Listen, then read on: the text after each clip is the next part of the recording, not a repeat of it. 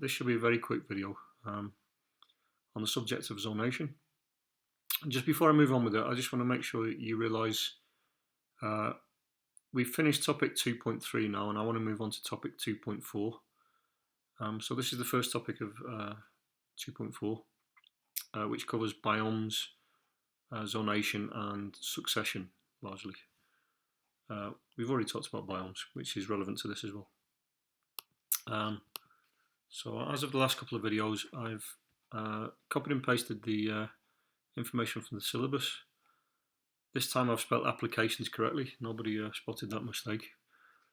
In terms of knowledge and understanding, you need to know that zonation refers to how a community changes. You already know that communities are groups of populations of living things. How they change as you move along an environmental gradient.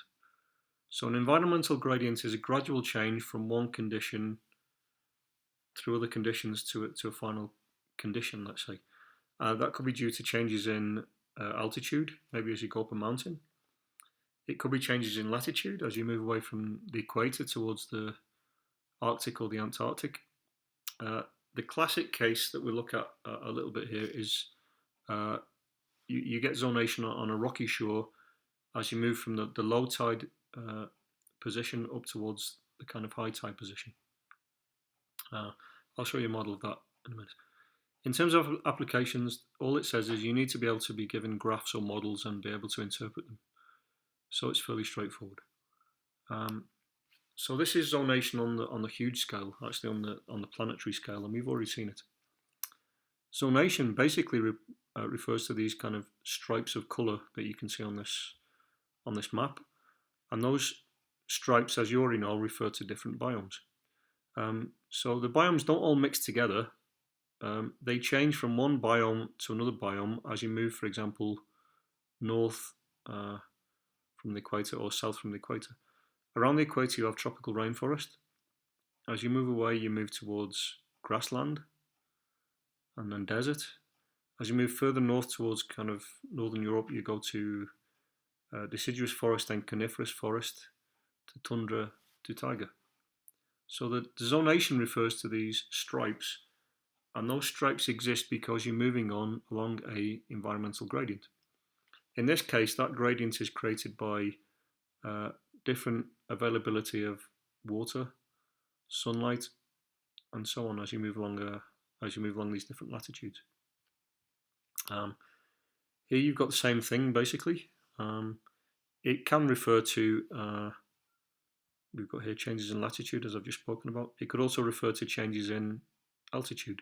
So as you go up a mountain, you go from one zone, deciduous forest, to coniferous forest, and so on. Again, that's a change in an ecological gradient. And the change in niches available as a response to changing that ecological gradient, or changing along that ecological gradient, I should say.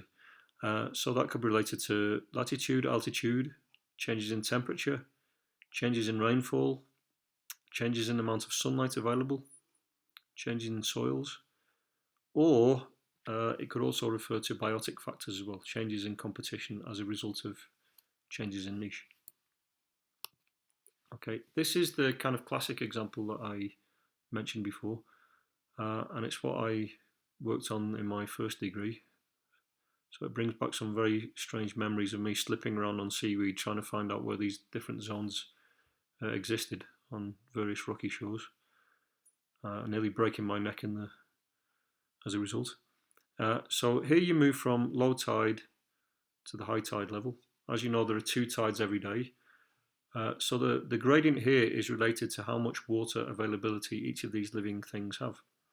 And it changes in a gradient. It goes from basically submerged all of the time down here to the top of the spray zone, you could say, where the only water is very occasional from spray from waves.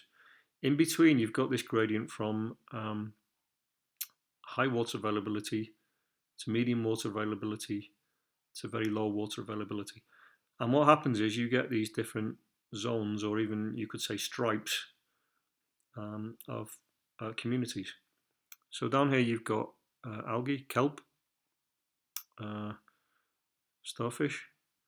To the middle tidal zone, where they deal with a medium amount of water availability, different types of seaweeds, mussels, limpets. And then you get to the high tide, where you've got different types of snails, sea snails, periwinkles, and then finally up here to different species of sea snails and limpets. So the environmental gradient here is directly related to water availability. And then just the final slide. This is an actual photograph where you can actually see some fairly obvious zonation or stripes, in this case of different plant material. So this is a Peruvian river, moving away from the Peruvian river, different availability of water again. You're going from one species of plant to another species of plant, and then finally moving into the forest. But you can see how the zones occur as the niche changes along the ecological gradient. Okay, so that's about it. Just moving back to the conclusions. So number one, there are changes in biotic and abiotic factors as you move along an environmental gradient. And number two, that means niche availability changes, and therefore the organisms that live in those different zones changes from zone to zone. I can't really say much more. It's very, very straightforward. I'll provide some worksheets to go with this.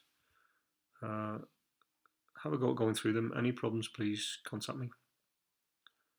Hopefully, see you in a few weeks. And as usual, stay safe and make sure your family stays safe. Okay, goodbye.